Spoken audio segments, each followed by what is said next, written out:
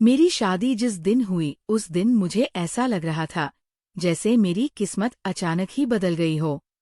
मेरा नाम कविता और मैं हमेशा से एक साधारण सी लड़की रही हूँ। ना तो मेरे चेहरे पर कोई खास निखार था और ना ही मैं उन लड़कियों जैसी थी जिनकी सुंदरता की मिसाल दी जाती है। मेरा रंग सांवला था और मेरी नाक थोड़ी चपटी थी, जिसकी वजह से लोग अक्सर मुझे नजरअंदाज किया करते थे। मेरे घर में जब भी किसी रिश्ते की बात होती तो कहीं ना कहीं लोग मेरी तुलना दूसरों से कर देते थे और बात वही खत्म हो जाती थी। इसलिए जब मेरे लिए एक बड़े और अच्छे परिवार से रिश्ता आया तो मेरे माम्बा के अलावा घर के बाकी लोग हैरान थे। उन्हें यकीन ही नहीं हो रहा था कि मेरे जैसी साधारण लड़की के लिए इतने अच्छा रिश्ता कैसे आ सकता है। मोहल्ले वाले भी तरह तरह की बातें कर रहे थे। कुछ लोग कह रहे थे कि जरूर लड़के में कोई कमी होगी, तभी इसने हाँ की। लेकिन मेरी माँ पापा ने ज्यादा कुछ सोचे बिना इस रिश्ते के लिए हाँ कर दी, क्योंकि उन्हें लगा कि ऐसा मौका फिर शायद ही मिले। सब कुछ बहुत जल्दी हुआ। सगाई और शादी के बीच इतना कम समय था कि मैं खुद भी ठीक से समझ नहीं पाई कि मेरी जिंदगी किस दिशा में जा रही है। शादी के दिन जब मैंने अपने होने वाले पति रोहित को देखा तो मुझे एक ही पल के लिए विश्वास नहीं हुआ कि वो हर मायने में मुझसे बेहतर था। अच्छे दिखने वाले, समझदार और एक अच्छे परिवार से ताल्लुक रखने वाले। शादी धूमधाम से हुई और मैं अपने नए घर पहुंच गई। जैसे ही मैं ससुराल पहुंचे, वहां की रौनक देखकर मेरी आंखें खुली की खुली रह गई। इतना बड़ा और सुंदर घर मैंने पहले कभी नहीं देखा था। हर तरफ खुशहाली और सुकून का माहौल था और सबसे बड़ी बात यह थी कि वहां के लोग मुझे देखकर सच में खुश लग रहे थे। शुरू के कुछ दिन तो ऐसे बीते जैसे मैं किसी सपने में जी रही हूँ। मेरे पति रोहित हर समय मेरे साथ रहते। कभी मुझे बाहर घुमाने ले जाते, कभी मेरी पसंद की चीजें दिलाते और उनकी हर छोटी छोटी बात में मेरे लिए एक अपनापन झलकता था। मेरी सास मुझे नई बहू कहकर कोई काम नहीं करने देती थी। वो हर समय मेरा ख्याल रखती थी और कहती थी कभी तुम सिर्फ आराम करना। देवर और जेठ भी मेरे साथ बहुत अच्छे से पेश आते थे। घर में सबका प्यार पाकर मुझे ऐसा लगता था जैसे मुझे मेरी कमी कभी थी ही नहीं। कभी कभी मैं खुद से ही पूछती थी, क्या सच में ये सब मेरी जिंदगी का हिस्सा है या फिर कोई सपना है जो कभी भी टूट सकता है। हालांकि इस सब के बीच मैंने एक बात जरूर नोटिस की थी कि मेरी जेठानी का व्यवहार थोड़ा अलग था। वह मुझसे सीधी तरह बात तो करती थी, लेकिन उनके चेहरे पर हमेशा एक अजीब सी खामोशी और दूरी नजर आती थी। वह ज्यादातर समय रसोई में या अपनी बेटियों के साथ ही व्यस्त रहती थी। उनकी दोनों बेटियां मुझे छोटी माँ कहकर बुलाती थी और जब भी वह मुझे इस नाम से पुकारती थी तो मेरे दिल में एक अजीब सा सुकून भर जाता था। एक दिन दोनों बच्चियां खेलते खेलते मेरे कमरे में आ गई और उनके पीछे पीछे मेरी जेठानी भी आई। उन्होंने मुझे देखा और थोड़ी गंभीर आवाज में बोली, दिन भर कमरे में बैठकर तुम्हारा मन नहीं घबराता? क्या उनके इस सवाल से जैसे कोई छुपा हुआ मतलब था। मैं कुछ समझ पाती उससे पहले मेरी सास माँ आ गई और उन्होंने हल्की नाराजगी में कहा, अभी नई बहू है, इसे आराम करने दो, अब इसके हाथों की मेहंदी भी ठीक से नहीं उतरती है। और मेरी सास की ये बात सुनकर मैं चुप हो गई। लेकिन उस दिन पहली बार मुझे लगा कि इस घर में सब कुछ जितना सीधा दिख रहा है उतना है नहीं। इसके बाद भी दिन बीतते रहे और मैं उसे प्यार भरे माहौल में खुद को डालने लगी। एक दिन मैं और रोहित कुलदेवी के मंदिर दर्शन के लिए गए। लौटते वक्त मेरा मन कुछ चटपटा खाने का हुआ तो हमने रास्ते में रुककर गोलगप्पे खाए। तभी अचानक बारिश शुरू हो गई। शादी के बाद की वो पहली बारिश थी और उस पल की खुशी में मैं खुद को रोक नहीं पाई। मैंने रोहित का हाथ पकड़ा और उन्हें अपने साथ बारिश में खींच लिया। हम दोनों उस पल को जी रहे थे बिना किसी चिंता के, जैसे समय वहीं रुक गया हो। लेकिन हमें ये नहीं पता था कि छोटी सी खुशी हमारी जिंदगी का रुख बदल से देगी। घर पहुंचते पहुंचते काफी देर हो गई। जैसे ही हम भीगे हुए घर के अंदर आ गए, मेरे सास ने हमें देखकर चिंता भरे स्वर में कहा, तुम्हें ध्यान रखना चाहिए था। रोहित की तबीयत जल्दी खराब हो जाती है। उनके चेहरे पर गुस्से से ज्यादा डर साफ नजर आ रहा था। उन्होंने तुरंत जाकर दवा निकाली और रोहित को दे दी। उसमें मुझे लगा कि शायद वह बस उनकी सेहत को लेकर ज्यादा सतर्क है। नाक से की जाने वाली आवाज। लेकिन उसी शाम रोहित की तबीयत अचानक बिगड़ गई। उन्हें तेज बुखार और दर्द होने लगा। घर का माहौल एकदम बदल गया। फैमिली डॉक्टर को बुलाया गया। मैं चाय लेकर कमरे के बाहर पहुंची ही थी कि अंदर से हो रही धीमी आवाज में बातचीत मेरे कानों तक पहुंची। डॉक्टर कह रहे थे कि अब बहुत सावधानी की जरूरत है। ये लापरवाही ठीक नहीं है। ये सुनकर मेरे हाथ कांपने लगे। मुझे कुछ समझ नहीं आ रहा था। तभी मेरे जेठानी ने मुझे संभाला और धीरे से दूसरे कमरे में ले गई। उनके चेहरे पर एक गंभीर सच्चाई थी, जिसे सुनने के लिए मैं बिल्कुल तैयार नहीं थी। उन्होंने मुझे बताया कि रोहित लंबे समय से एक गंभीर बीमारी से जूझ रहे थे और उनकी हालत बहुत नाजुक है। ये बात मुझसे छुपाई गई थी। ये सुनकर जैसे मेरे पैरों बिन खिसक गए। मुझे समझ नहीं आ रहा था कि मैं क्या महसूस कर रही हूँ। दुख, गुस्सा या डर मेरी आंखों के सामने अंधेरा सा छा गया। और उसी पल मुझे एहसास हुआ कि जिस जिंदगी को मैं अपना सबसे बड़ा सौभाग्य समझ रही थी, उसके पीछे एक बहुत बड़ा सच छुपा हुआ है, जो अब धीरे धीरे मेरे सामने आ रहा था। तभी मेरी सास ने मुझे आवाज दी और कहा कि रोहित मुझे बुला रहे हैं। मैं बाहरी कदमों से उनके कमरे की तरफ बढ़ी और दरवाजे पर पहुंचकर छिटक गई। अंदर रोहित दर्द से कर रहे थे। उनका चेहरा पीला पड़ चुका था और वो बहुत कमजोर लग रहे थे। मैं डर गई थी, लेकिन फिर भी हिम्मत करके उनके पास गई। उस फिल्म में मेरे अंदर कई सवाल थे, लेकिन उस समय जैसे रुक गया था। मैं धीरे धीरे कदम बढ़ाकर रोहित के पास गई। मेरे दिल जोर जोर से धड़क रहा था और दिमाग में हजारों सवाल घूम रहे थे, लेकिन उस समय कुछ भी पूछने की हिम्मत नहीं हो रही थी। रोहित ने मुझे देखा और हल्की सी मुस्कान देने की कोशिश की। उनकी आंखों में दर्द साफ नजर आ रहा था। उन्होंने मेरा हाथ पकड़ा और बहुत धीमी आवाज में कहा, कविता मुझे माफ कर देना। उनकी आवाज सुनकर मेरी आंखों में आंसू आ गए। मैं कुछ समझ ही नहीं पा रही थी कि आखिर उन्होंने ऐसा क्यों कहा। मैं कुछ पूछ पाती। उससे पहले डॉक्टर ने मुझे बाहर जाने के लिए कहा और कमरे का माहौल फिर से गंभीर हो गया। उस रात में पूरी तरह से टूट चुकी थी। मेरे अंदर गुस्सा भी था और दर्द भी, लेकिन सबसे ज्यादा तकलीफ इस बात की थी कि मुझे इतना बड़ा सच छुपाया गया था। अगले दिन घर का माहौल बिल्कुल बदल चुका था। जहां पहले हंसी और खुशी थी, वहां अब खामोशी और चिंता थी। मेरी सास सारे समय रोहित के पास बैठी रहती थी और उनकी हालत को लेकर परेशान रहती थी।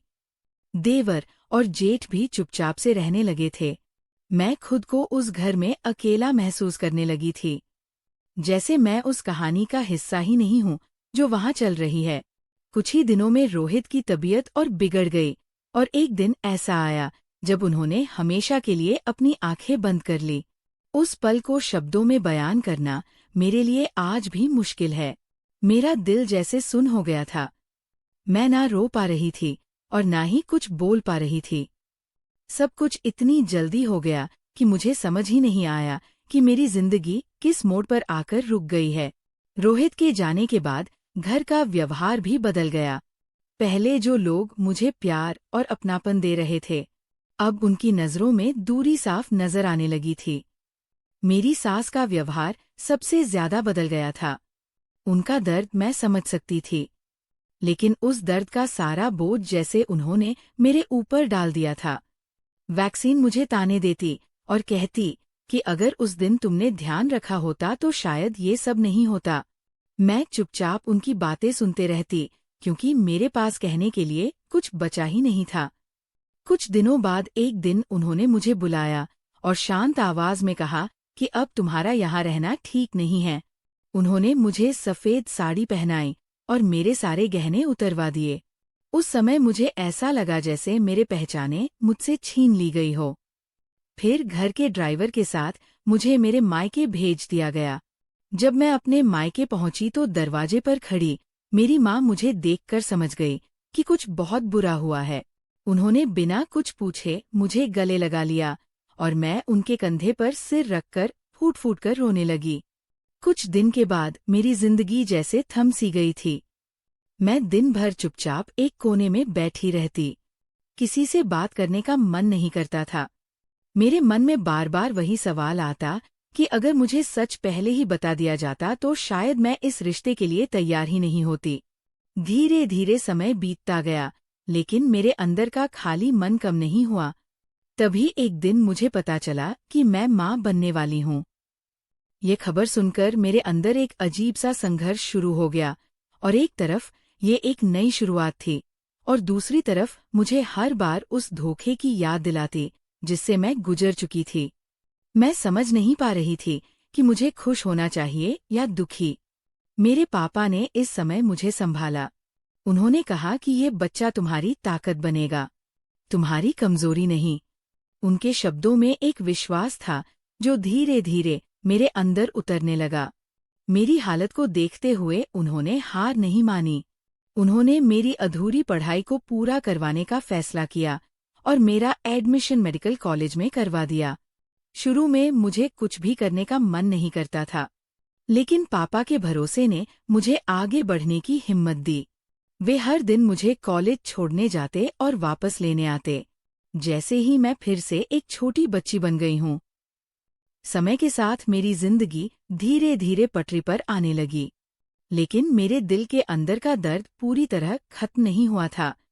मैं अपने आने वाले बच्चे के बारे में सोचती जरूर थी, लेकिन उससे जुड़ाव महसूस नहीं कर पा रही थी।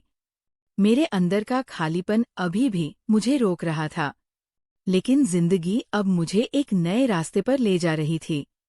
मैं धीरे धीरे आगे बढ़ता रहा और उसी के साथ मेरी जिंदगी भी एक नए मोड़ पर आने लगी। मई की तपती गर्मियों में मैंने अपने एक महीने एक बेटे को जन्म दिया।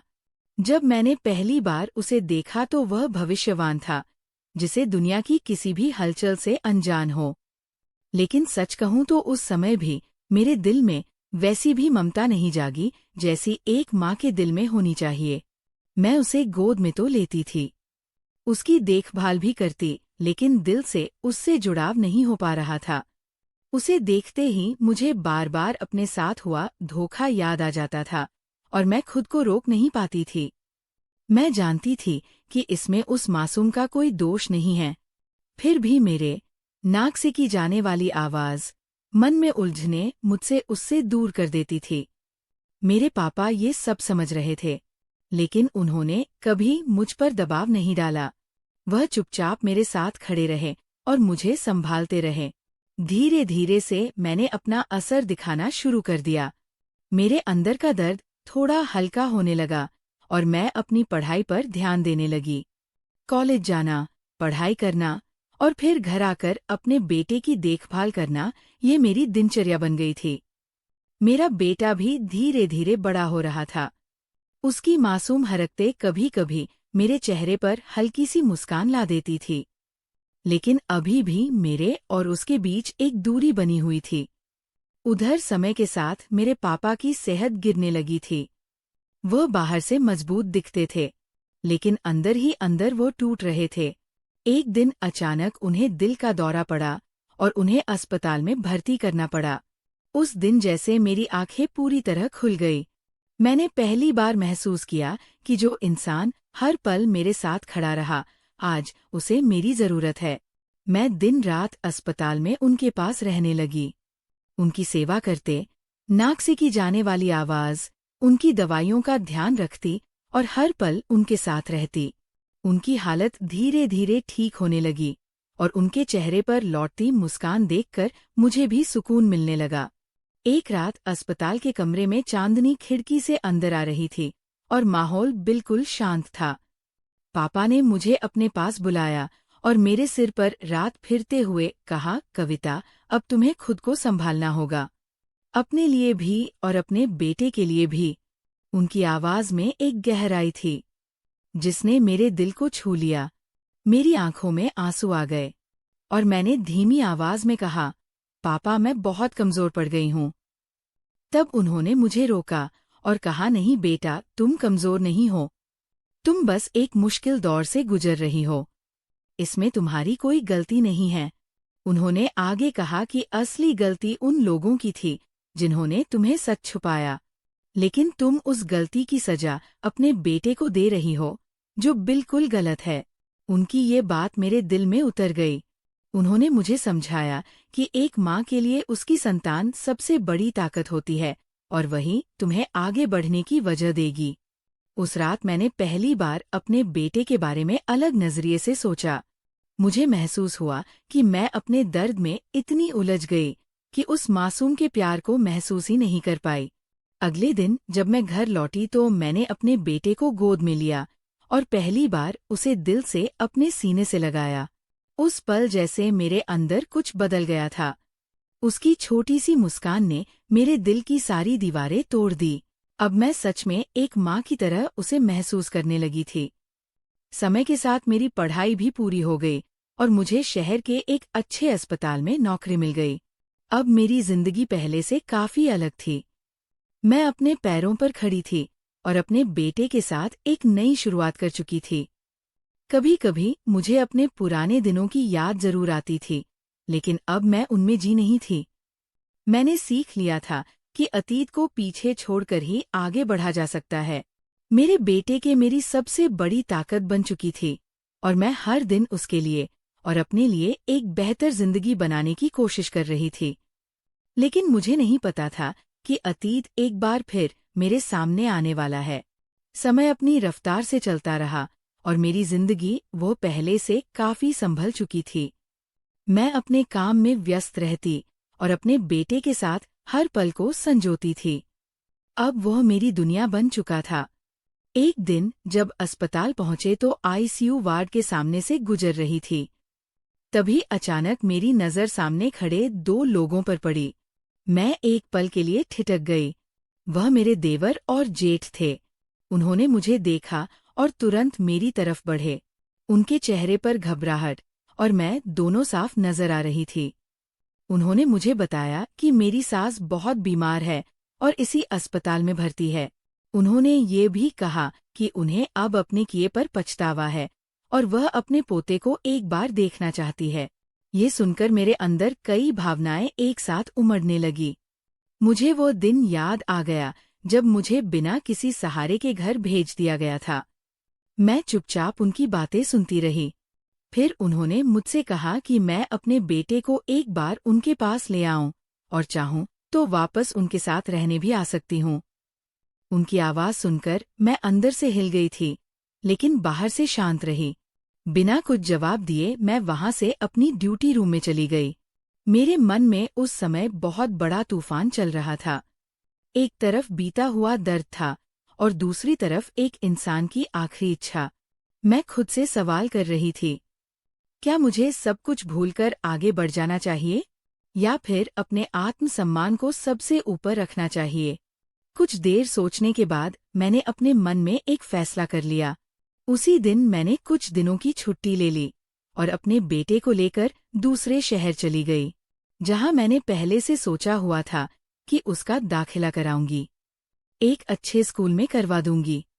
मैं नहीं चाहती थी कि वह उन सब बातों से कभी भी प्रभावित हो जो मैंने झेली थी।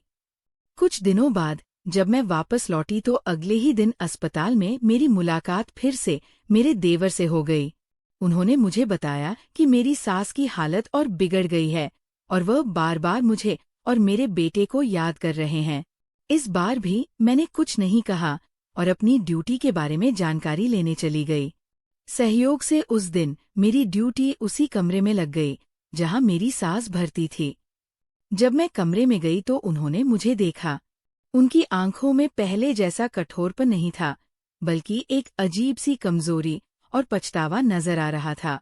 उन्होंने धीमी आवाज में मुझसे मेरे बेटे के बारे में पूछा। मैंने शांत स्वर में उनसे कहा कि भगवान ने आपको बेटियां इसलिए दी है ताकि आप उनका महत्व समझ सके। जब तक आप ये नहीं समझेंगे तब तक आप उस बच्चे को नहीं देख पाएंगे। मेरी बात सुनकर वो कुछ पल चुप रहे। फिर उनकी आंखों में आंसू आ गए। लेकिन उनके अंदर की पुरानी सोच पूरी तरह खत्म नहीं हुई थी। उन्होंने गुस्से में कुछ कठोर शब्द कहे, लेकिन इस बार उन शब्दों को मुझ पर कोई असर नहीं हुआ। मैं अब पहले वाली कविता नहीं रही थी। मैंने पूरी शांति के साथ उन्हें जवाब दिया कि जो हुआ वह गलत था और उस गलती की कीमत मुझे चुकानी पड़ी। लेकिन अब मैं अपने बेटे के लिए सही फैसले लूंगी और उसे एक बेहतर इंसान बनाऊंगी। इतना कहकर मैं वहां से बाहर आ गई। उस दिन पहली बार मुझे अपने अंदर एक अजीब सी ताकत महसूस हुई, जैसे मैंने अपने अतीत को सच में पीछे छोड़ दिया। अगली सुबह जब मैं अस्पताल पहुंची तो वहां असामान्य सी हलचल थी। मुझे पता चला कि मेरी सास को रात में दिल का दौरा पड़ा और उनका देहांत हो गया। ये खबर सुनकर मेरे मन में एक अजीब सी शांति और हल्का सा बोझ दोनों एक साथ महसूस हुआ। मैं कुछ देर के लिए चुपचाप बैठ गई और सोचने लगी, क्या मैंने सही किया या नहीं। तभी मेरे पापा वहां आए और उन्होंने मेरे कंधे पर हाथ रखते हुए कहा कि जो इंसान अपने पास मौजूद रिश्तों की कदर नहीं करता, वह अंत में अकेला रह जाता है। ये जीवन का सच नियम है।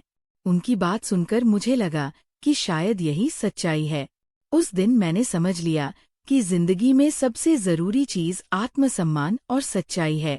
अगर हम खुद को समझते हैं और अपने फैसलों पर टिके रहते हैं तो कोई भी मुश्किल हमें ज्यादा देर तक नहीं रोक सकती। आज मैं अपने बेटे के साथ एक नई जिंदगी जी रही हूँ, जहाँ अतीत की यादें हैं लेकिन उनका बोझ नहीं है।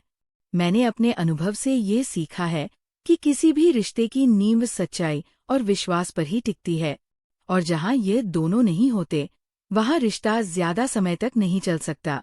दोस्तों, हमारे समाज में आज भी कई बार लड़कियों को उनके रूप रंग से आंका जाता है और उनके गुणों को नजरअंदाज कर दिया जाता है।